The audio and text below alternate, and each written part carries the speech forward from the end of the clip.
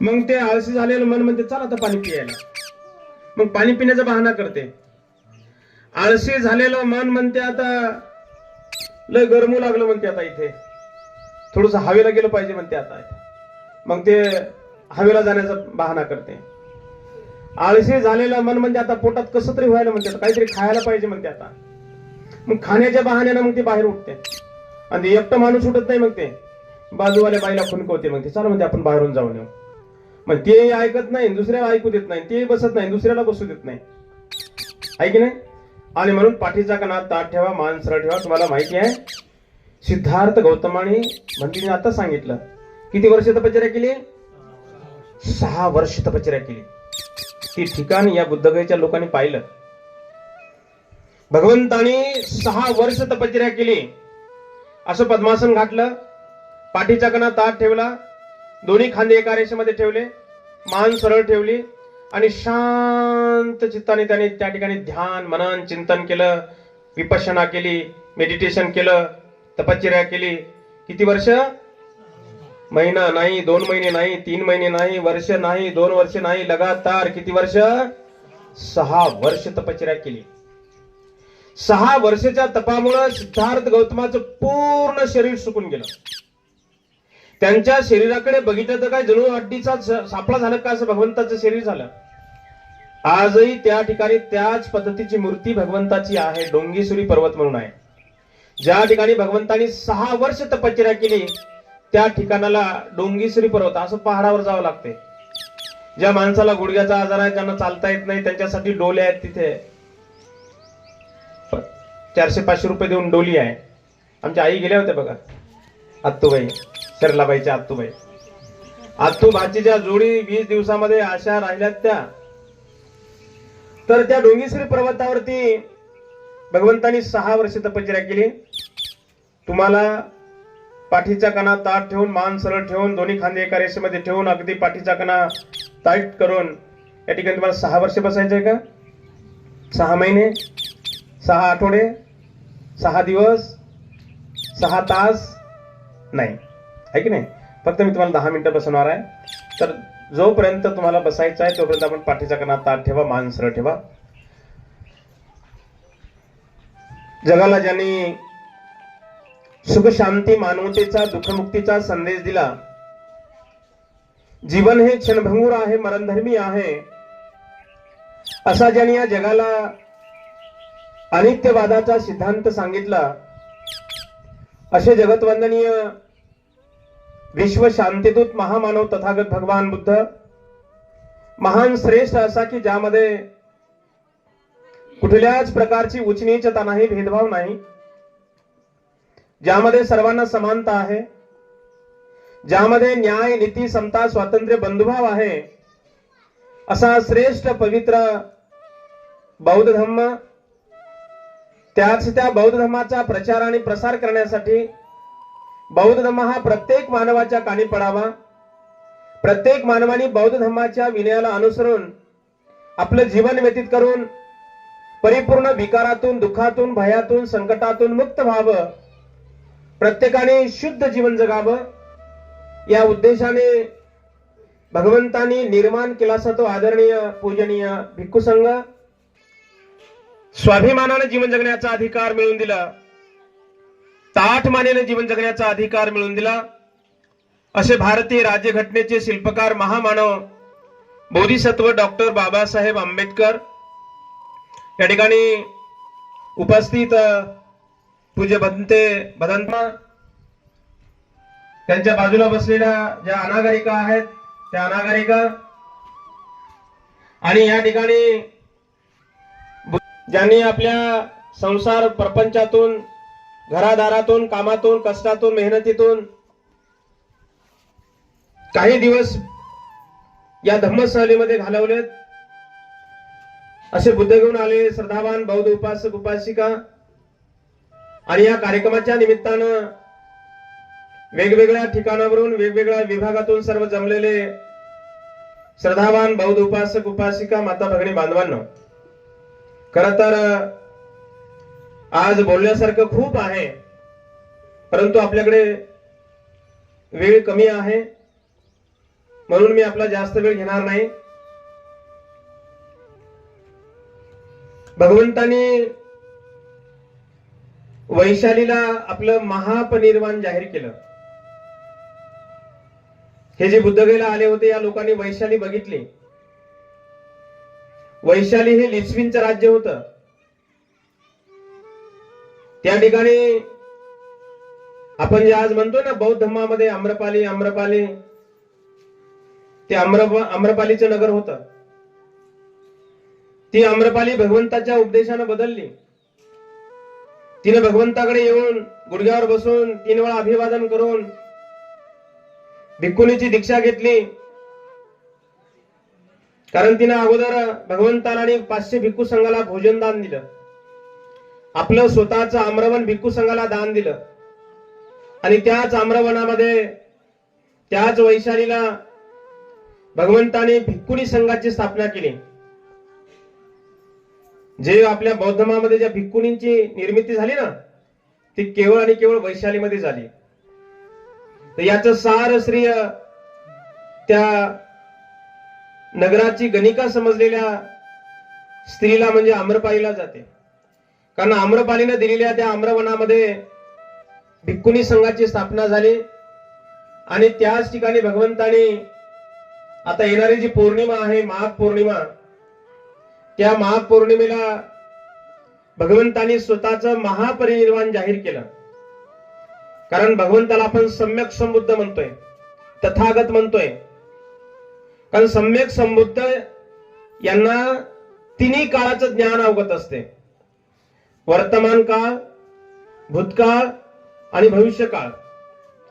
हे जे भगवंत आहे सिद्धार्थ गौतम सम्यक संबुद्ध यांनी यांच्या अगोदर 27 बुद्ध होऊन गेले म्हणून सांगितलं. त्या 27 बुद्धांचं नाव सांगितलं.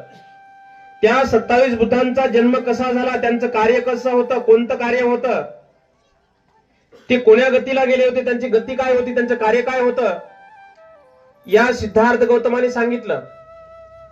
पुढे भविष्यामध्ये एक मैत्रीय बुद्ध येणार आहेत म्हणून सांगितलं. त्यांचं नाव सुद्धा याने सांगितलं.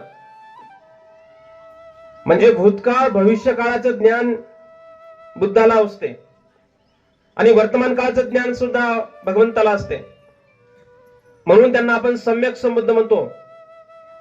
आणि म्हणून या सिद्धार्थ गौतमाने जे भगवान बुद्ध आहेत यांनी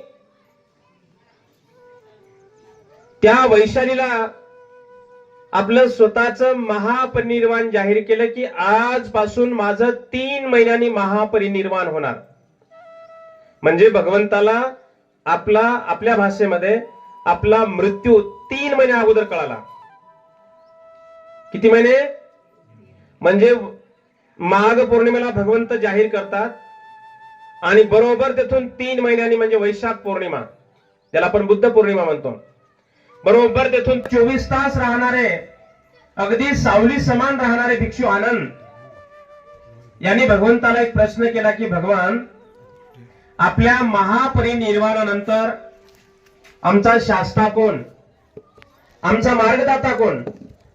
तेव्हा भगवंताने भिक्षू आनंदाला सांगितलं की आनंदा, माझ्या महापरिनिर्वाणानंतर तुमचा शास्ता हा धम्म राहील. जो धम्माला पाहिल तो मला पाहिल, जो धम्माची सेवा करेल तो माझी सेवा करेल, असं भगवंतानी आनंदाला सांगितलं. आणि पुन्हा भगवंतानी आनंदाला सांगितलं की आनंदा, माझ्या महापरिनिर्वाणानंतर जो कोणी भिक्खू, जे कोणी भिक्खुनी, जो कोणी उपासक उपासिका या 4 ठिकाणाला भेट देतील. कोणते 4 ठिकाण? ज्या ठिकाणी सिद्धार्थ गौतमाचा जन्म झाला ते ठिकाण आहे लुंबिनी वन. ज्या ठिकाणी सिद्धार्थ गौतमाला सम्यक संबोधीचा साक्षात्कार झाला ते ठिकाण आहे बुद्धगया. ज्या ठिकाणी भगवंतानी धम्माचं चक्रगतिमान केलं, पहिला उपदेश दिला, पहिलं प्रवचन दिलं, ते ठिकाण आहे सारनाथ. आणि ज्या ठिकाणी भगवंताला महापरिनिर्वाण प्राप्त झालं ते ठिकाण आहे कुशीनगर. म्हणजे लुंबिनी, बुद्धगया, सारनाथ आणि कुशीनगर या 4 ठिकाणाला जे कोणी भिक्खू भिक्खुणी उपासक उपासिका या 4 ठिकाणाला भेट देतील ते जीवनामध्ये धन्य ठरतील. हा भगवंताचा उपदेश आम्ही लक्षामध्ये घेऊन गेल्या 18 वर्षापासून, कारण मी गेल्या 38 वर्षापासून ग्रामीण भागात काम करतोय, मी खेड्यापाड्यामध्ये काम करतोय. शहरामध्ये मोजक्या काही काम असेल तर मी शहरामध्ये कामानिमित्तानं जातो, परंतु माझं पूर्ण वर्षभर माझं खेड्यापाड्यामध्ये काम असते आणि खेड्यातल्या लोकांची अगदी जवळून मला त्याची जाणीव आहे. खेड्यातल्या लोकांची परिस्थिती मला अगदी जवळून मला माहिती आहे आणि म्हणून खेड्यातल्या लोकांची श्रद्धा जागली पाहिजे, खेड्यातल्या लोकांना धम्म कळाला पाहिजे, खेड्यातल्या लोकांना भगवंताचा इतिहास कळाला पाहिजे, खेड्यातल्या लोकांना भगवंताचा जिवंत इतिहास आहे. इतर देवदेवतांचा इतिहास जर बघितला आपण तर अशाच भाकड कथा आहेत. कोणाचा जन्म पहाडातून झाला तर कोणाचा जन्म खोडातून झाला, कोणाचा जन्म तळहाताच्या फोडातून झाला तर कोणाचा जन्म कशातून. आपण कशाला बोलायचं काय, परंतु भाकड कथा भगवंताचा इतिहास नाही. हा भगवंताचा इतिहास जिवंत आहे आणि या इतिहासाची प्रत्येकाला जाणीव झाली पाहिजे, प्रत्येकाला इतिहास कळाला पाहिजे.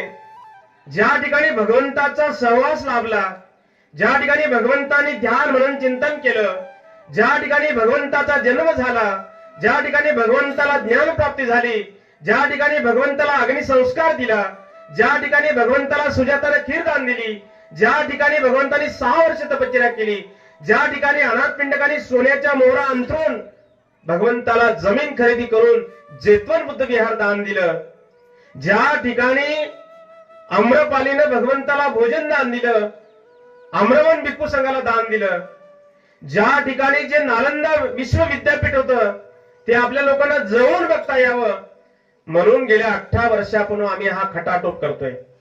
हा आमचा भंतीजी म्हणल्याप्रमाणे काय आम्ही काही हा व्यवसाय करत नाही, आमचा काही धंदा बिझनेस नाही आहे माझा आणि ते त्याच्यातून पैसे काढून काय आम्हाला काही घर संसार प्रपंच किंवा अशा बिल्डिंग उभारायच्या नाही. लक्षामध्ये केवळ आमचा एकच प्रामाणिक उद्देश आहे की भगवंताचा इतिहास लोकांना कळायला पाहिजे. त्या लोकांनी त्या ठिकाणी जाऊन ध्यान मनन चिंतन भगवंताचा उपदेश हे त्यांना जाणीव झाली पाहिजे त्याची. आणि म्हणून आम्ही गेल्या 18 वर्षापासून अशा प्रकारे बुद्धगया धार्मिक धम्म सहलीचं आयोजन करत असतोय. औरंगाबाद शहरात मधून 7-8 लोक बुद्धगयेची टूर काढतात. काही लोकांचे 17,000 16,000 18,000 फी आहे. आपण ना नफा ना तोटा 13,000 रुपये आपण बुद्धगयेची धार्मिक सहल काढत असतो. काही लोक 12,000 रुपये काढतात, 11,000 रुपये काढतात, मग कुठेही झोपू घालतात, पेट्रोल पंपावर झोपू घालतात, जेवणाचे हाल करतात, काही दाखवत नाही, ठिकाणं गहाळ करतात. तर अशा टूर मध्ये जाऊन आपला काही फायदा होत नाही. आपण एवढा मोठा घरदार लेकरं बाळातून संसार प्रपंचातून एवढा दिवस काढायचे, एवढा पैसा भरायचा आणि त्याच्यामधले आपले ठिकाणं पाहण्यात आले नाही, जेवणाचे हाल झाले, राहण्याचे हाल झाले, पाहण्यात आलं नाही, तर मला सांगा अशा टूर मध्ये जाऊन काही फायदा होईल? आणि म्हणून आम्ही एकही ठिकाण गहाळ करत नाही, एकही ठिकाण आम्ही टाळत नाही. कारण बाकीच्या लोकांचं एक जरी ठिकाण गहाळ केलं तर एका ठिकाणी जर मुक्काम केला तर 50 लोकांना 250 रुपये एका माणसाचे, जे हॉटेलवाले घेतात ना, एका माणसाला 250 रुपये, तर 50 लोकांचे राहायचे ते 10-12 हजार रुपये, ते 10-12 हजार रुपये वाचतात. आणि त्या ठिकाणी मुक्काम पडला म्हणजे 2 वेळचा नाश्ता आणि 1 टाइमचं जेवण म्हणजे ते 5-6 हजार रुपये वाचतात. असे 17-18 हजार रुपये वाचवायचे म्हणून ते लोक ठिकाणं गहाळ करतात. मग 11,000 रुपये घेऊन 12,000 रुपये घेऊन त्यांना ते परवडते, आहे की नाही? म्हणून आपण ना नफा ना तोटा या तत्वावर आपण 13,000 रुपयामध्ये बुद्धगयेची धार्मिक धम्मसहल आपण घेऊन जात असतोय. या धम्मसहलीमध्ये आयुष्यमान बौद्ध उपासक किशोर अर्जुन खरात, त्यांची धर्मपत्नी बौद्ध उपासिका वैशाली किशोर खरात, त्यानंतर सरिता अनिल काकडे, शिवगंगा खरात आणि त्यानंतर मधुकररावजी ससाणे आणि त्यांच्या धर्मपत्नी बौद्ध उपासिका सीमा मधुकर ससाणे आणि खरा साहेबांचा एक छोटासा मुलगा आणि एक बारीक छोटीशी मुलगी जिने आता या ठिकाणी वंदन केलं. त्या मुलीचं काही पुण्यकर्म आहे बघा ना. लोकांचं उभं आयुष्य जाते, घरदार संसार प्रपंच लेकर बाळ सारं आयुष्य जात. आणि मग काही लोक म्हातार वयामध्ये बुद्धगया पाहतात, काही काही लोक पाहतच नाहीत. मग गुडघे थकले म्हणतात, भंतीजी मी आलो असतो पण आता चालताच येत नाही. भंतीजी माझे मणक्याच गॅप आहे हो, मी आलो असतो. ऐक नाही. पण या वयामध्ये तिची बुद्धगया झाली. तिला आम्ही विचारलं, बाई तू कुठे आहे आता? म्हणे श्रावस्तीला. आता कुठे आहे तो? म्हणे दिल्लीला. आता कुठे आहे तो? म्हणे सांचीला. ती साऱ्या गावाचे नाव सांगायचे.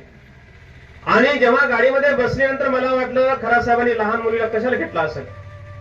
मुलीची तब्येत बिघडल, ताप येईल, खोकला येईल, सर्दी होईल, काय प्रॉब्लेम होईल, एका लहान मुलामुळे पुऱ्या गाडीतल्या 50 लोकांची परेशानी. परंतु तुम्हाला सांगतो, तथागतांच्या पुण्याईमुळे त्या बालिकेला काही झालं नाही बघा, काहीच नाही. एवढी सर्दी होती, आपली त्या धुक्क होतं, थंडी होती, गारवा होता, काय झालं नाही तिला. पुन्हा वाटत ते लहान मुलगी आहे, बार बार कुठे गाडी उभी करल, रात्री बेरात्री. मोठ्या माणसाने गाडी उभी केली, पण त्या लेकरांना आतापर्यंत घरी जाऊन येईपर्यंत तिने गाडी उभी केली नाही, ना लघवीला ना संडासला ना कशाला. म्हणजे तिची या बाल वयामध्ये तिची बुद्धगया झाली बघा. आहे की नाही. याला पण पुण्य लागते. ही कुणालाही संधी मिळत नाही, ही कुणालाही संधी प्राप्त होत नाही. याला पण कुशल कर्म लागते माणसाचं, याला पुण्य कर्म लागते लक्षामध्ये. आणि म्हणून आपण आपल्या जीवनामध्ये एक वेळ का होईना आपण बुद्धगयेच्या या 4 ठिकाणांना भेटी दिल्या पाहिजे. आपण या 4 ठिकाणाच्या व्यतिरिक्त आम्ही जवळजवळ छोटे मोठे सर्व 70-72 ठिकाणं आपण दाखवतोय. आणि म्हणून आपण आयुष्यामध्ये एक वेळ का होईना, जसं मुस्लिम समाजामध्ये हज यात्रेला जातात, हज यात्रा त्यांची झाली का ते म्हणतात आमच्या जीवनाचं सोनं झालं. लक्षामध्ये. इतर हिंदू धर्मामध्ये 4 धाम करतात, 4 धाम. लक्षामध्ये. त्यांच्या समाजामध्ये 4 धाम झालं का ते म्हणतात आमच्या जीवनाचं सोनं झालं, जीवनाचं सार्थक लागलं. आपल्या जीवनाचं आपल्याला सार्थक करून घ्यायचं असेल, आपल्या जीवनाचं सोनं करून घ्यायचं असेल, तसे जन्माला तर किड्या मुंग्या हे मेंढर चालले, जन्माला आले, काही दिवस जगतात, काही दिवस राहतात आणि एक दिवस मरून जातात. किड्या मुंग्या जीव जंतू जन्माला येतात, काही दिवस जगतात, खातात, राहतात आणि एक दिवस मरून जातात. त्याच पद्धतीने आपण जन्माला यायचं, काही दिवस खायचं, जगायचं, राहायचं आणि एक दिवस मरून जायचं. काय अर्थ आहे त्या पशुपक्ष्यामध्ये, त्या मेंढरामध्ये, बकऱ्यामध्ये आणि आपल्यामध्ये? ते जन्माला येतात, काही दिवस जगतात, खातात आणि मरतात. आपणही जन्माला यायचं, जगायचं, राहायचं आणि मरून जायचं. काय अर्थ आहे? त्याला बुद्धी नाही, आहे की नाही. त्याला वाचता येत नाही, त्याला ध्यान करता येत नाही, त्याला दान देता येत नाही. ही संधी माणसाला उपलब्ध आहे. माणूस ध्यान करू शकतो, आहे की नाही. माणूस वंदनासी ग्रहण करू शकतो, माणूस धम्माचं आचरण करू शकतो, माणूस वाचन करू शकतो आणि माणूस दान सुद्धा देऊ शकतो. अरे मी तुम्हाला दानाचं महत्व सांगितलं, आहे की नाही. पैसा दान दिला असं पाहिजे, पण असं पण नाही काय. आपण वेळ पण दान देऊ शकता, धम्म कार्याला हातभार लावण्याचा वेळ दान देऊ शकता आपण, आहे की नाही. आणि म्हणून आपण आपल्या आयुष्यामध्ये ही एक वेळ का होईना या संधीचं सोनं केलं पाहिजे. आपण काम धंदा काबाड कष्ट मेहनत लेकर बाळ प्रपंच हे तर मरेपर्यंत आहे. याच्यातून सुद्धा आपण धम्म कार्याला हातभार लावण्याचं काम केलं पाहिजे. आपल्यासोबत काय येते तुम्ही विचार करा बरं. थोडं तुमच्या बुद्धीला असं थोडेसे कलाटणी द्या, विचार करा थोडीसे. माझ्या सोबत काय येते, काय येते तुमच्या सोबत? 5 एकर जमीन आहे एखाद्या माणसाकडे, तो माणूस मेला तर त्या 5 एकर शेती म्हटलं एखादा किलो मातीचं ढेकूळ तरी बांधून देतात का? ढेकूळ म्हणता काय तुम्ही म्हणता, काय म्हणता इकडे? ढेकूळच का? मातीचं ढेकूळ आहे की नाही. मग माणसानं बांधायला बांधावून 50 एकर जमीन मिळवली काय? मजल्यावर मजला 5 मजली बिल्डिंग बांधली काय? या दुसऱ्या बीडच्या बँकेमध्ये लाखो करोड रुपये बँक बॅलन्स केले काय? आणि घरामध्ये किती सोनं चांदी शेती हिरे माणिक मध्ये बांधून ठेवले काय? काय सोबत येते? हे सार भौतिक धन हे जागचं जागेवर राहते. हे भौतिक धन अग्नीने जळून जाऊ शकते. हे भौतिक धन वादळाने नष्ट होऊ शकते. हे भौतिक धन चोरी करून घेऊन जाऊ शकतात. या भौतिक धनामध्ये वाटेदार हिस्सेदार मारामाऱ्या होऊ शकतात. परंतु मनुष्यानं केलेलं कुशल कर्म, सत्कर्म, पुण्यकर्म हे कदापि नष्ट होत नाही. भगवंताच्या काळामध्ये राजा बिंबिसार होऊन गेला, अनाथपिंडक होऊन गेला, सुजाता होऊन गेली, विशाखा होऊन गेली, आम्रपाली होऊन गेली, सुकेशनी होऊन गेली, सम्राट अशोक राजा होऊन गेला. या लोकांनी अशा प्रकारचं कुशल कर्म केलं, सत्कर्म केलं, धम्म आचरण केलं, धम्माचं पालन केलं, शिलाचं पालन केलं. हे सर्व लोक निघून गेले, बुद्ध निघून गेले, त्या काळातील भिक्खू संघ निघून गेला. त्या काळाला 2,500 वर्ष लोटले, परंतु त्या लोकांचं नाव आजही इतिहासामध्ये जिवंत आहे. जोपर्यंत ही पृथ्वी, सूर्य, चंद्र, तारे आहेत तोपर्यंत या लोकांचं नाव इतिहासामध्ये जिवंत राहणार आहे. आम्ही या लोकांचा आदर्श डोळ्यासमोर ठेवून, या लोकांचा इतिहास लक्षामध्ये घेऊन, त्यांच्या पावलावर पाऊल ठेवून आपण आपल्या जीवनामध्ये धम्माचं आचरण केलं पाहिजे. आपण महामानव डॉक्टर बाबासाहेब आंबेडकरांनी 14 ऑक्टोबर 1956 तुम्हाला सर्वांना बौद्ध धर्माची दीक्षा दिली. आज 2026 साल चालू आहे. 1956 आता 26 पर्यंत आपल्याला साल आकडा गिनती जर लावला तर मागच्या विजयादशमीला 69 वर्ष पूर्ण झालेली आहेत. आणि या 70 वर्षामध्ये आम्ही नुसते बौद्ध म्हणू लागलो. आम्ही नुसते जे बी म्हणतो. आम्ही केवळ घरावर निळा झेंडा लावला म्हणजे बुद्ध नाही होऊ शकत. कपाळाला नीळ लावली म्हणजे बुद्ध नाही होऊ शकत. घराला निळा कलर मारला म्हणजे बुद्ध नाही होऊ शकत. किंवा गळ्यामध्ये निळा रुमाल वापरला म्हणजे बुद्ध नाही होऊ शकत. गळ्यामध्ये अशोक चक्र बांधलं म्हणजे बुद्ध नाही होऊ शकत. पांढरे शिपत कपडे घातले म्हणजे बुद्ध नाही होऊ शकत.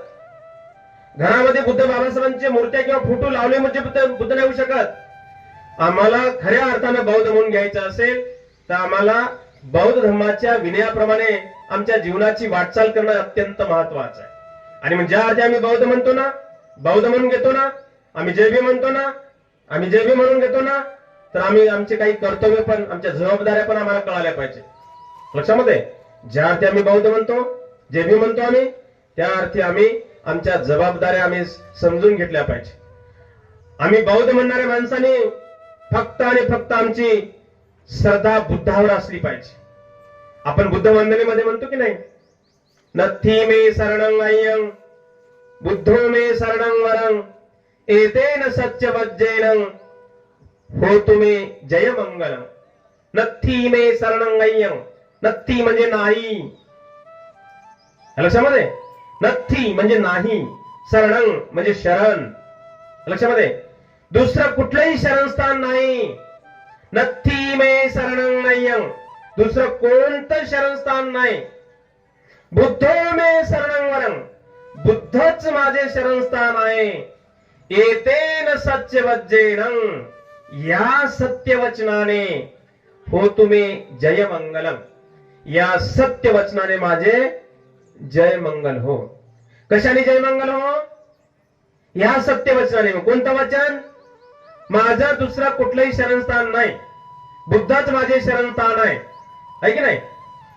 धम्मो मे शरणं वरं, धम्मवंदनेमध्ये म्हणतो आपण, धम्मो मे शरणं वरं एतेन सत्यवज्जेन हो तुम्ही जय मंगलम. दुसरं कुठलं शरणस्थान नाही माझं, धम्मच माझे शरणस्थान आहे. या सत्यवचनाने माझे जय मंगल हो. संघवंदनेमध्ये म्हणतो आपण, नथी मे शरणं अय्यं संघो मे शरणं वरं एतेन सत्यवज्जेन हो तुम्ही जय मंगलम. दुसरं कुठलंही शरणस्थान नाही, संघच माझे शरणस्थान आहे. या सत्यवचनाने माझे जय मंगल हो. आणि म्हणून आपली परिपूर्ण श्रद्धा बुद्धावर असणं अत्यंत महत्वाचे.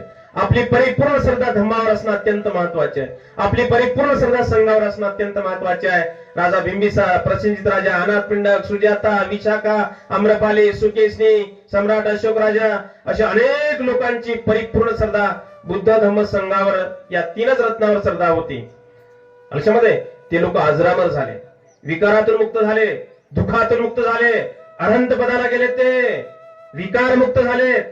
आणि म्हणून आपल्यालाही या संसार प्रपंचातून, दुःखातून, भयातून, संकटातून मुक्त व्हायचं असेल, शुद्ध जीवन जगायचं असेल, निर्मळ जीवन जगायचं असेल, इथं बसलेल्यापैकी हात वर करा बरं. कुणाला असं वाटतं की मी दुःखी असलो पाहिजे? हात वर करा. कुणाला असं वाटतं की माझे लेकर बाळ दुःखी असले पाहिजे? कुणाला असं वाटते की माझ्या घरामध्ये सुख शांती नसली पाहिजे? हात वर करा बरं एखादा. अहो तुम्हीच नाही, या जगामध्ये असा एकही माणूस नाही प्रत्येकाला वाटते की मी सुखी असलो पाहिजे, माझा परिवार सुखी असला पाहिजे, माझे लेकर बाळ सुखी असले पाहिजे, माझ्या घरामध्ये सुख शांती असली पाहिजे. मग सुख पाहिजे, सुख पाहिजे, सुख पाहिजे. सुख कसं मिळेल? सुखाचा मार्ग पाहिजे ना. तुम्हाला आता जालन्याला पोहोचायचं आहे. कुठं पोहोचायचं आहे? कुठं? जालन्याला पोहोचायचं आहे. तुम्ही मला विचारलं, बंतीजी मला जालन्याला पोहोचायचा मार्ग सांगा. मी तुम्हाला सांगितलं की बाबा या वट्याच्या खाली उतरायचं ना, हा रस्ता आहे, या रस्त्याने सरळ पुढे जायचं. पुढे गाव लागते बीबी, बीबीच्या गावचा मोठा हायवे रोड आहे आणि त्या हायवे रोडला गेलं का तुम्ही उजव्या हाताला वळा. उजव्या हाताला वळालं का पुढे राहेरी लागते, राहेरीच्या पुढे किनगाव राजा लागते, किनगाव राजाच्या पुढे सिंदखेड राजा लागते, सिंदखेड राजाच्या पुढे नावा लागते, नाव्याच्या पुढे ते जालना लागते. आहे की नाही? मी सांगितलं, तुम्ही ऐकलं, जसं सांगितलं तसं तुम्ही कृती केली. वट्याच्या खाली उतरलात, या रोडला लागलात आणि या रोडनं चालत चालत चालत पुढे गेलात, बरोबर दुसऱ्या बीड मध्ये गेलात आणि त्या हायवेवर गेल्यानंतर तुम्हाला सांगितलं की तुम्ही उजव्या हाताला वळा. इथून जसं सांगलं तसं तुम्ही करत करत गेलात, करत करत गेलात. त्या हायवेवर गेल्यानंतर तुम्ही उजव्या हाताला वळायच्या ऐवजी तुम्ही डाव्या हाताला वळाले. मला सांगा, तुम्ही जालन्याला पोहोचाल का? इकडे तुम्ही कुठे जासाल? बीबीला जासाल. बीबीच्या पुढे मेकर, मेकरच्या पुढे ऐक नाही, इकडं लांब लांब पर्यंत नागपूर पर्यंत जासाल तुम्ही. अमरावती, अकोला, नागपूर, तिकडं भंडारा, गोंदिया, तिकडं लांब लांब पर्यंत तुम्ही पोहोचाल. पण तुम्ही जालन्याला पोहोचाल का? नाही. आमचं तसंच होऊ लागलं. बुद्धानं सांगितलं हे करा, हे करू नका. बाबासाहेबांनी सांगितलं हे करा, हे करू नका. भंतीजी आम्ही रात्रंदिवस सांगतो हे करा, हे करू नका. आम्ही नेमकं त्या वळणावर गेलो. इकडं बाबासाहेबांची जयंती आली का आम्ही लगे बाबासाहेब, लगे जय भीम, जोर से बोलो, ताकत से बोलो, हिम्मत से बोलो, इधर से आया, उधर से आया. ऐक नाही, बोल मेरे बहिणा, बोल मेरे भैया, आय्या. ऐक नाही, म्हणजे आम्ही बाबासाहेबांच्या जयंतीच्या दिवशी आम्ही फुल बाबासाहेबांचा उदो करायचा आणि बाबासाहेबांची जयंती झाली तर वर्षभर आम्ही पुन्हा त्या विहाराकडे बाबासाहेबांकडे पाहायचंच नाही. याला बुद्ध म्हणायचं का? आम्ही बौद्ध आहोत का? बौद्ध म्हणायच्या लायकीचे आहोत का आम्ही? आणि म्हणून आम्हाला ह्या गोष्टी बारकाईनं समजून घेणं अत्यंत महत्वाचं आहे. बाबासाहेबांनी सांगितलं आपल्याला वाचा. शिक्षण हे वाघिणीचं दूध आहे. जो शिक्षण ग्रहण करेल तो गुरगुरल्याशिवाय राहणार नाही. आहे की नाही? बाबासाहेबांनी सांगितलं वाचा. तुम्ही वाचाल तर जीवनामध्ये वाचाल. आमच्या लोकांनी आता वाचणं बिलकुल बंद केलं. आहे की मध्ये? वाचणं बिलकुल बंद केलं. जयंती आली, डीजे शिवाय आमची जयंती निघत नाही. लग्न आमच्या डीजे शिवाय लग्न लागे ना. लक्षामध्ये? लग्नाचा टाइम आमच्याकडे, तुमच्याकडे माहित नाही कितीकडे असतो बुलढाणा जिल्ह्यामध्ये, पण आमच्या जालना औरंगाबाद जिल्ह्यामध्ये पत्रिकेवर 12:30चा टाइम असते. 12:35 लग्नाचा टाइम. आणि ते लग्न लागते किती वाजता? 5:30 वाजता, 4:30 वाजता, 5 वाजता. 12:30 ते 5:30 मधल्या एवढ्या घंट्यामध्ये आम्ही काय करतो? फक्त आमचे लोक डीजेवर नाचू लागले. आणि त्या लग्नाला का एखादा बौद्धाचार्य आला, एखादे का भंतीजी आले, लगेच 2-4 जण येऊन सांगतात भंतीजी आता वेळ झाला, विधी शॉर्टकट घ्या. म्हणजे नाचायला आम्ही 4 तास नाचतो आणि विधीला मात्र आम्ही अर्धा तास द्यायला तयार नाही. लक्षामध्ये? आणि म्हणून आम्ही ह्या गोष्टी बारकाईनं समजून घेणं अत्यंत महत्वाचं आहे. लक्षामध्ये? आणि म्हणून आजच्या या मंगलमय प्रसंगी मी तुम्हाला सांगू लागलोय की दुःखाचा मार्ग आम्ही समजून घेतला पाहिजे, सुगतीचा मार्ग आम्ही समजून घेतला पाहिजे. सुगतीकडे वाटचाल करण्यासाठी आम्हाला धम्म आचरण केलं पाहिजे. आम्ही बुद्धविहारामध्ये आलो पाहिजे. आपण हे 4 भिंती बांधल्यामध्ये बुद्धाची मूर्ती ठेवली, वरतून पत्राचा शेड मारला किंवा स्लॅबचा वरून शेड मारला म्हणजे आमचं काम संपलं असं नाही. आमचं कर्तव्य आहे, आमची जबाबदारी आहे की दररोज बुद्धविहारामध्ये आलं पाहिजे. आम्ही बाबासाहेबांना माहिती होती की माझा समाज दररोज बुद्धविहारामध्ये येऊ शकणार नाही, म्हणून बाबासाहेबांनी एक संदेश दिलेला आहे, एक आदेश दिलेला आहे बाबासाहेबांनी की आपण कमीत कमी हप्त्यातून 1 दिवस रविवारी तरी आम्ही बुद्धविहारामध्ये आलो पाहिजे. आम्ही बुद्धविहारामध्ये येतच नाही. आम्ही येतो का? आम्ही इथं बुद्धविहारामध्ये खूप सुंदर मूर्ती आहे. बाहेर बाबासाहेबांचा सुंदर बाबासाहेबांचा पुतळा आहे आणि बुलढाणा जिल्ह्यामध्ये पहिला पुतळा बसला म्हणून आता मी ऐकलं. आणि पहिली आता रमाईच्या जयंतीला तुम्ही रमाईचा पुतळा बसवणार म्हणून मी ऐकलं. तुमचं अभिनंदन. बुलढाणा जिल्ह्यामध्ये जर पहिल्या त्या गावामध्ये जर बाबासाहेबांचा पुतळा बसत असेल आणि पहिला जर रमाईचा पुतळा बसत असेल, लाईट म्हणते तुम्ही 10 मिनिटं म्हणले, तुम्ही वेळ कसं काय लावू लागला म्हणजे लाईटला तुमची कदर केली बा. म्हणजे लाईट म्हणते तुम्ही 10 मिनिटं म्हणले आणि तुम्ही वेळ कसं काय घेऊ लागले म्हणून ती लाईट निघून गेली आता.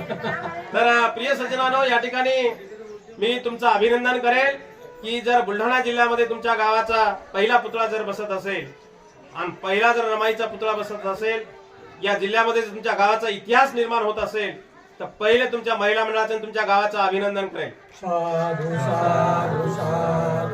परंतु केवळ पुतळे बसून भागणार नाही.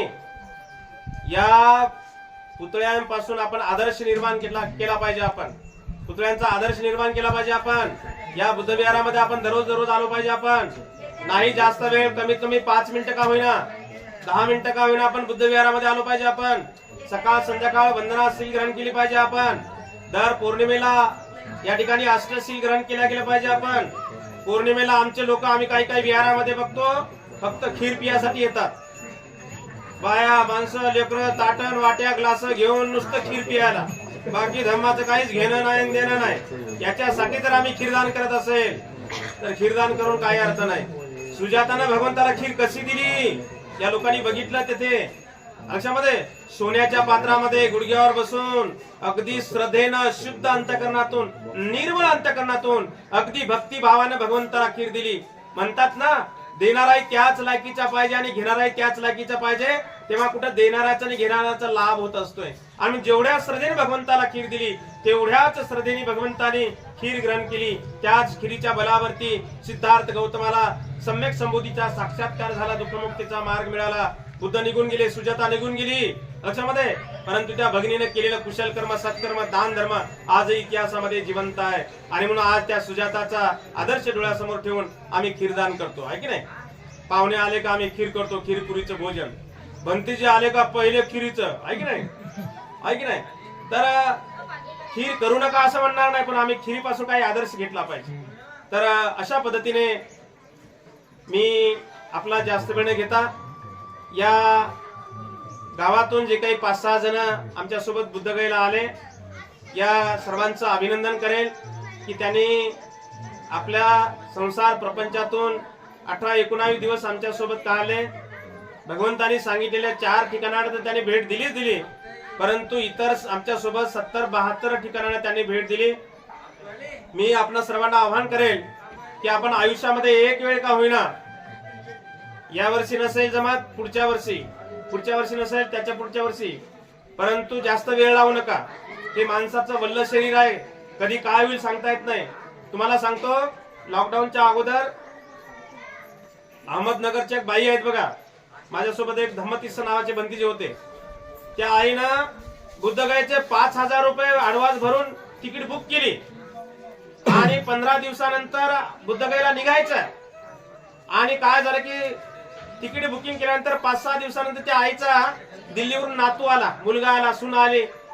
5-6 दिवस सुट्ट्या होत्या आणि सुट्ट्या होत्या तर ते म्हणे, बंतीजी माझा नातू आला म्हणे, माझं तिकीट काय जमत नाही. म्हणजे आई तुमच्या जागेवर तुमचं दुसरं कोणी माणूस द्या, कारण तुम्ही ऍडव्हान्स 5,000 रुपये भरलेले आहे. ते 5,000 रुपये आम्ही काय वापस देऊ शकत नाही. तुम्ही सीट द्या तर तुम्ही चला. म्हणजे बंतीजी माझ्या घरातून तुम्हाला माणूस द्यायला कोणी नाही, माझे ते पैसे तसेच राहू द्या म्हणे, मी पुढच्या टूरला येईल. म्हणलं आई तुम्ही आता तिकीट बुक केलं, बुद्धगया टूर निघायचा, आता वेळेवर आम्हाला तिकीट भेटणार नाही, तुम्ही चला म्हटलं. नाही म्हणे बंतीजी, माझा नातू दिल्लीहून आला म्हणे आणि माझ्या अंगावर लय आहे म्हणे, तो मला लय आई करतो म्हणे, माझा त्याच्यात लय जीव आहे म्हणे. आई काय आली नाही. 15 दिवसांनी आमची टूर निघून गेली आणि टूर निघून गेल्यानंतर आम्ही तिकून येत नाही आणि त्या 2-4 दिवसानंतर त्या आईचा नातू निघून गेला दिल्लीला, नोकरी होती, मुलाला मुलगा निघून गेला. तर आम्ही बुद्ध घेऊन येत नाही. त्याच्या 1 महिन्यानंतर त्या आईचा एक धड अंगावून वारं गेलं, त्याला आपण पॅरालिसचा अटॅक आला. तर ती आई 8 वर्ष त्या अंथरुणामध्ये पडून होती. अंथरुणामध्येच लघवी, संडास, अंथरुणामध्ये खाणं नाही, पिणं नाही, अशी परेशानी. त्याच्यात औरंगाबादला गायकवाड सोसायटीमध्ये आमची बनसोडे आई आहे, बनसोडे लक्षामध्ये. तर साहेब रिटायर झाल्यावर जोडीनं जाऊ, साहेब रिटायर झाल्यावर जोडीनं जाऊ. साहेब रिटायर झाले. साहेबाला रिटायर झाल्या काहीतरी आजार झाला, मग साहेब दवाखान्यामध्ये ऍडमिट झाले आणि ऍडमिट झाल्यानंतर साहेब मरून गेले. म्हणजे आईची बुद्धगया राहून गेली. आणि कालांतराने मग काय झालं, ते आईचे गुडघे वाकतच नव्हते, असे टाईटच. खाताना टाईट, झोपताना टाईट, बसताना टाईट, वाकतच नव्हते असे. आणि कालांतराने मग काय झालं की इथं गालाला कॅन्सर झाला, कॅन्सर. तर डॉक्टरनं हे आतला भाग आतून हे कानापासून हे सारा जबडा पुरा बाहेर काढला आणि राहिली त्या आईची बुद्धगयाच नाही झाली त्या आईची.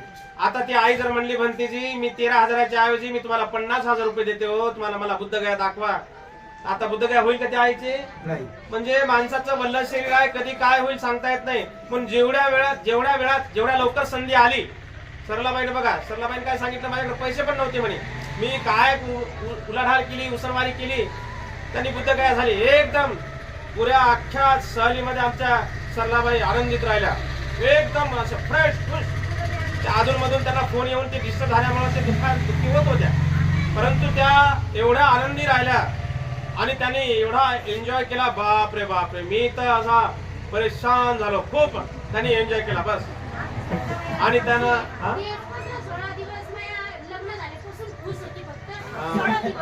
त्या ताई म्हणतात माझं लग्न झालं तेव्हापासून ते आतापर्यंत तेवढे 16 दिवस माझे आनंदाचे गेले, माझे परिपाकीचे दुःखाचे गेले.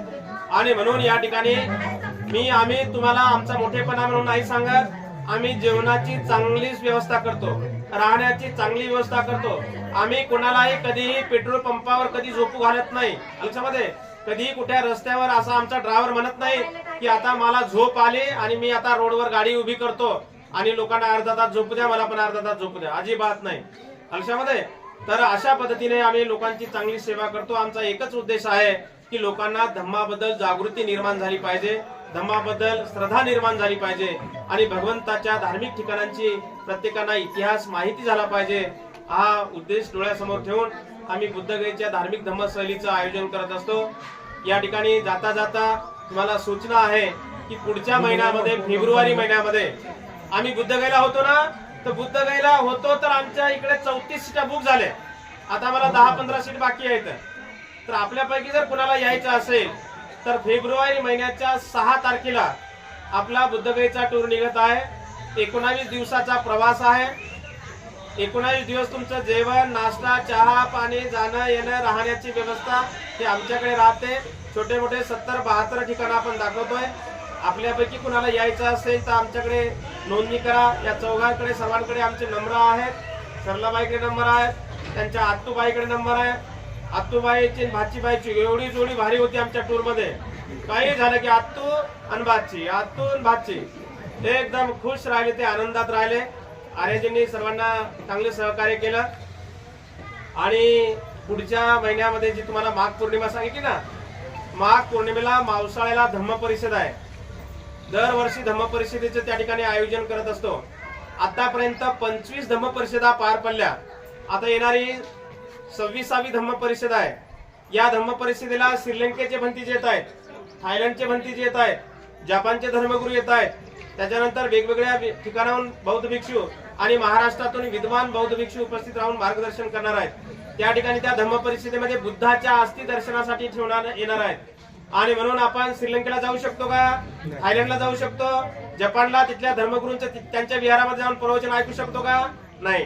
पण या धम्म परिषदेच्या निमित्तानं त्या देशातले धर्मगुरू इथे येऊन आपल्याला प्रबोधन मार्गदर्शन करणार आहेत.